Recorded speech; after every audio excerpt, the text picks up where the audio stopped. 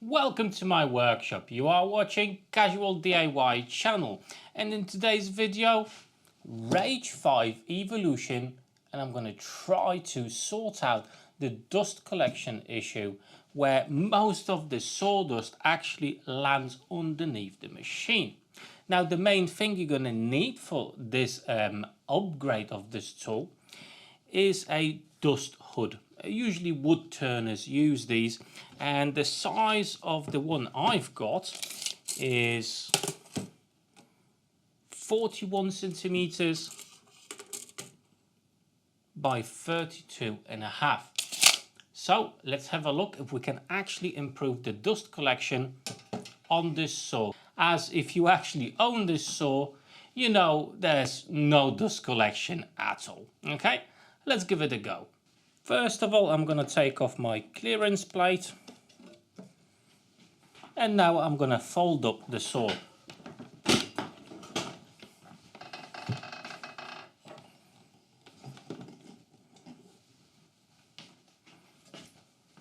Before you actually start anything, make sure your table saw is disconnected from power source, and this is the plastic cover where the blade is hiding inside.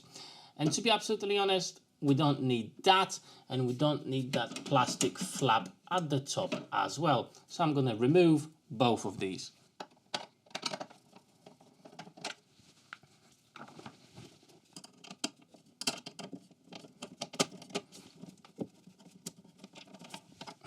And now I can remove this plastic cover.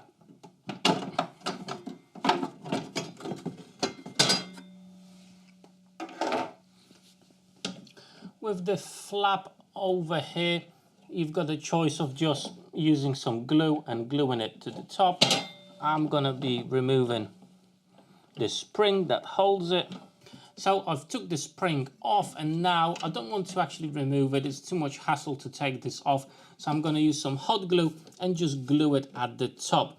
I wouldn't recommend any sellotape or anything like that, as it could come loose and then hit your blade as it's operating. So I'm going to use hot glue to put it in that position. Right then, so we've got the blade exposed, that flap is out of the way, and there's a couple of ways you can actually tackle the dust extraction problem, okay?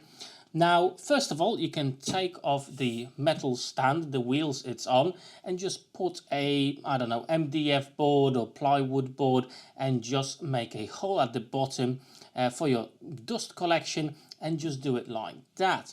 And obviously that would be a bit of a hassle to take the stand off and put it back on and mess around like so.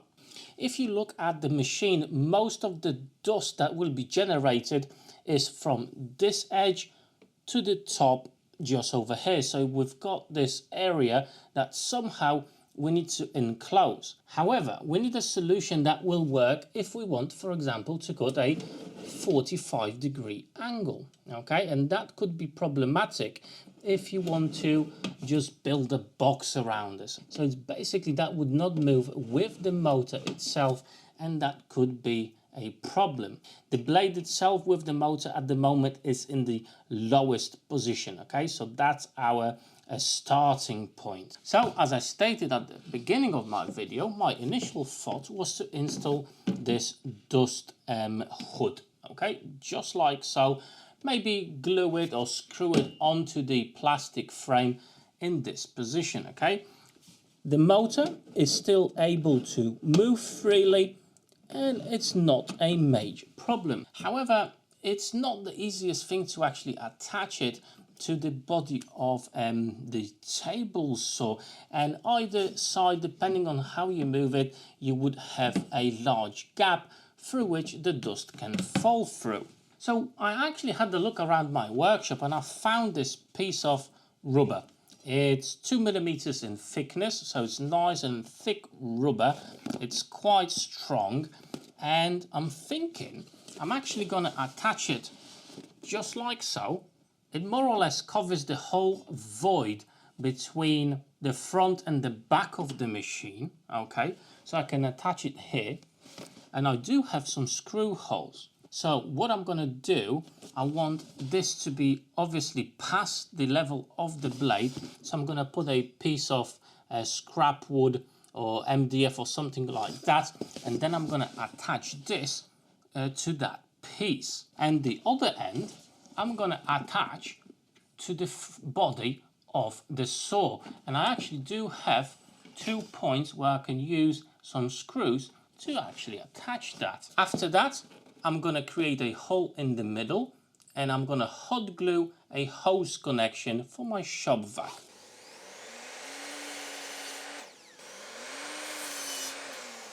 I'm using any offcuts I can find about in my workshop, so the dimensions are not crucial here. Basically, it's a work in progress, proof of concept that it could work and it may not. So you need to watch the whole video to find out if I manage to achieve good results. As you've seen, I'm just using a force snippet to create a larger hole for the bolt head to be actually hidden inside of this piece. So first of all, force snippet, and after that I'm just going to drill the hole through so the bolt goes through. Right then, now we can install this piece.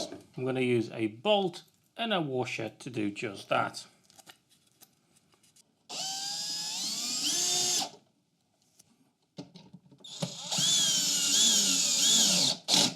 Now I'm going to install another piece that will go more or less the whole width of the enclosure here, to which we're going to install the rubber mat.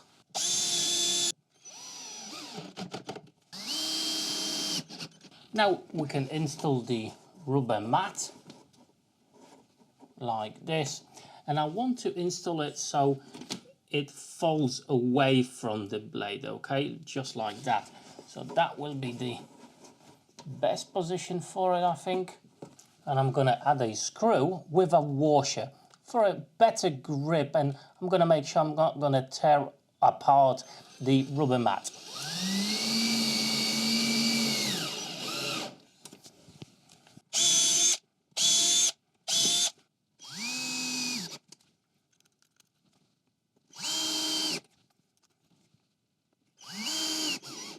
Right, I actually thought about another thing of securing the backside of this box. It doesn't have to be, and it shouldn't be, airtight, okay? That's not the whole point. However, we do want to cover as much as we can at the back, as the blade is spinning this way, so a lot of dust will be hitting the back over here. Now, if I had more of this material, I would use this. However, I don't. So I found another piece of thick rubber. This is about probably 6 or 7 millimeters in thickness. It doesn't really matter. What I've got, this piece will basically go just over here, like so, and hopefully the dust will bounce off that to the dust extraction port, which I'm going to locate just over here. And yeah, hopefully that will work a lot better. I'm just going to secure it with some hot glue around the edges, so definitely not a permanent solution, but yeah, I will see how that will work.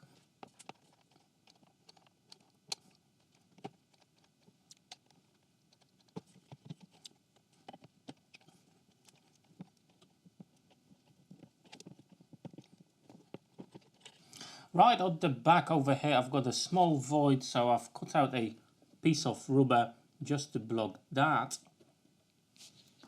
And the same thing just over here at the front. So again, I've got a small piece that can go and cover that. It's now time to install this rubber mat. And on the body of the machine, you actually do have 2 screw holes, which I'm going to utilize to attach this rubber mat. First of all, I'm only going to attach the one at the back. And now I'm going to cut out a hole in this mat to accommodate this exhaust. Okay, so I left this still not attached so I can see exactly where the hole needs to be. And I'm going to actually try to use a hole saw because that's the perfect size for the plastic adapter. So let's give it a go.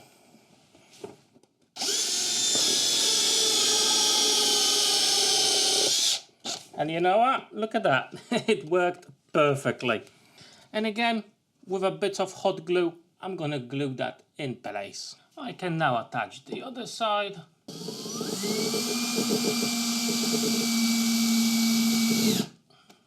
In this case, make sure the hot glue actually covers the whole area so there's no gaps.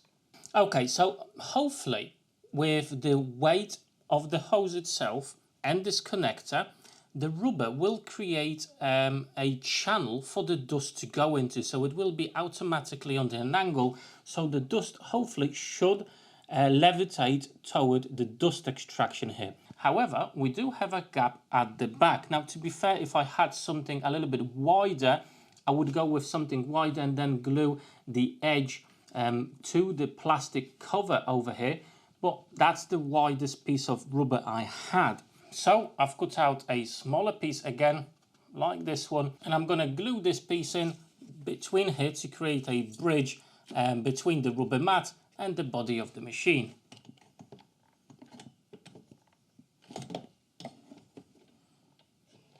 Okay, as I've been looking at this plastic shroud, I think it's going to be sagging a little bit too far down and the dust could be escaping through there.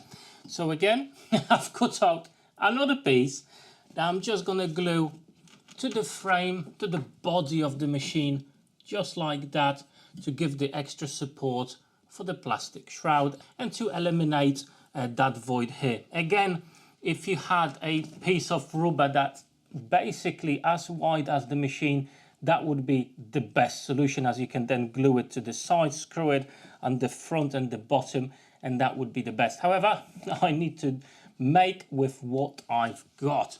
Now, as you are lifting the saw to achieve the 45 degrees, you can see where the shroud goes, okay, and it's folding inwards, and I don't want that. And at this point, I'm actually going to glue the plastic shroud to the piece I've just added, so there's no gaps here when the saw operates to 45 degrees. Okay, let's test it out and see what type of performance we can expect from this solution. That's how the floor looks like underneath the machine at the moment. Okay, I've got some laminated chipboard, so in theory that should produce a lot of sawdust, and I'm gonna make some repetitive cuts to see what is the performance of our setup. Now, don't get me wrong, I'm not gonna be kidding myself. This will not be absolutely perfect and there will still be some dust coming out of it, but hopefully I'm hoping to reduce it at least by 50%. That would be something. So let's give it a go and test it out.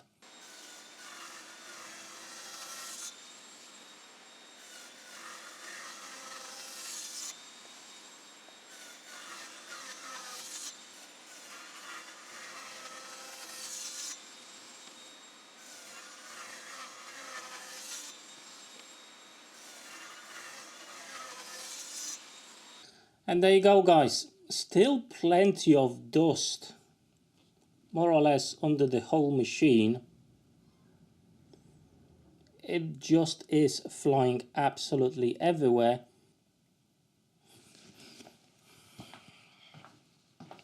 At the front, obviously there's a little bit more, as I didn't have the blade cover here.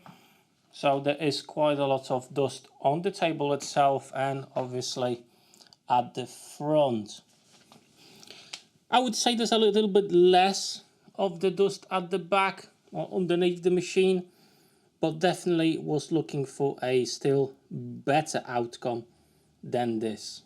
And there you go, guys. So this is not my first attempt at something. I've been trying different things to actually solve the dust problem for this machine. Now, the hood over the blade itself, that actually works really well, and when you've got a lot of timber to cut through, it does a great job. And if you've not seen that video, I'm going to leave a link to that down below in the description of this one.